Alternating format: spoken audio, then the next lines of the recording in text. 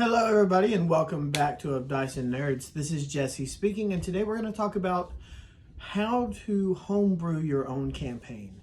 So, I've seen a bunch of things over YouTube from a bunch of different content creators about homebrewing your own campaign for Dungeons and Dragons. I've used a lot of these, and they're all very helpful. My favorite way to do it that I have found is taking a piece of paper and starting with a map. So what I like to do is just take a pencil and just kind of draw a vague shape, a vague blob. I'll go from that blob and I'll start making an outline of what looks to be like a continent or a series of continents.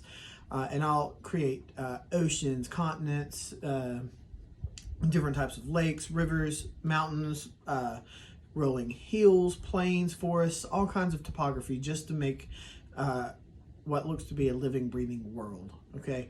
After that, I'm going to figure out where I want my players to start. So I'm just going to look around at all of my different options, and I'm going to choose the one that looks like I could use the most and work the most out of.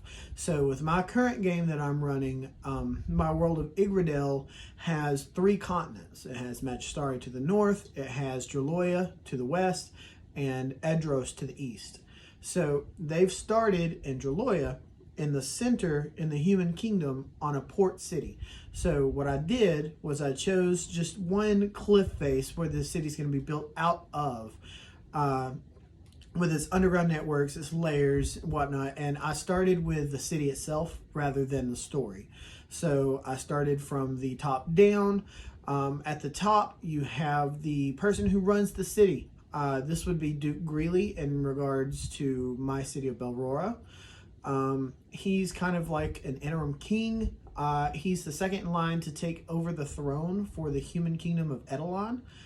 And so he's called the Brazen King. And so he sits at the top. He wears a brass crown.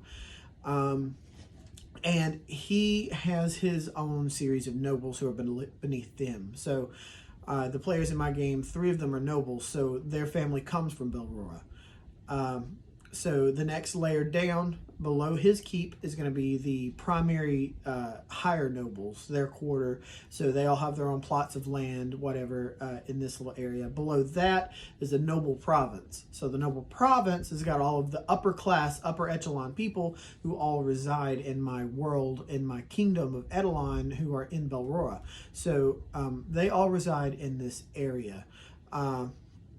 Go past that, down one more level, you have the commons. So in the commons, you've got all of your different attractions, all of your guilds, just the common folk. Everybody is here, and connected to this is the docks that go down the cliff face and lead to the docks where they can get ocean trade and whatnot. They can fish. So you go below the commons, and this is going to be the entry level where the 3 main gates to the city that are connected to the actual land and not the ocean. My light just died. Anyway, this is the markets of Belrora. So any visitor who's coming into the city is going to have to come through the markets first. And I made this magical with bards with their ambient music. I made this big little. I made this area where you can go into. It's kind of like a garden with this magical lights floating around. You've got this beautiful pond inside of it. It's just, I made this place the most beautiful and vibrant of the city. Just because it's drawing in the people, and when they go through that, they'll get to their attractions. So after that, I decided to make a college off to the side that revolves around magic and all of those types of things, magic history. So I took that and I decided to make a single primary quest point that they're going to follow, and then a couple side quests. So with these side quests, I've got them to where they are interconnected, to where they can play into the primary campaign and primary story and whatever I'm wanting to do. So in this point, I had them going to a mining town to go handle a bandit situation. So this mining town is owned by their father, and some things have come up and he's sending them to take care of it. So they're heading in that direction, and since I've already created the map, I know the topography. So I know where to place whatever random encounters or whatever side quest plot hooks that I want to put in. So I designed the mining town. It's very small. It's just got a little bit of people there, maybe a handful, 15 to 20. Kind of flesh out them a little bit so that way I know where they're going to go for that first quest. And then I make 2 plot hooks for my 2 side quests. So with that, I think that's a good starting point for making a campaign. From there, you can go crazy. You can build whatever you want. What I did was I got to my main quest line and I followed what my players were saying they wanted to do, and I built my story around that.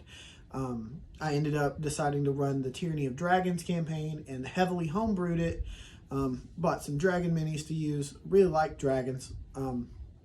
So I made my game a heavily homebrewed, loosely based version of Tyranny of Dragons, and I made my world work with that. And my players are loving it. We've been playing the game for 3 or 4 years, and they're absolutely loving it. Anyway, this is my take on starting your homebrew campaign. I think that this is a wonderful way to start. And all of these other ways that I've heard are great ways to start as well. It's just this way works best for me. So if you enjoyed this video, let me know. Drop a comment at the bottom. Tell me how you like to start your campaigns. I mean, I'm good for all these different ideas. I'll use whatever I can take. You're always learning. Anyway, this is Jesse. This is Of Dice and Nerds. Make sure you leave a like and subscribe if you liked the video, and I'll catch you later. Peace.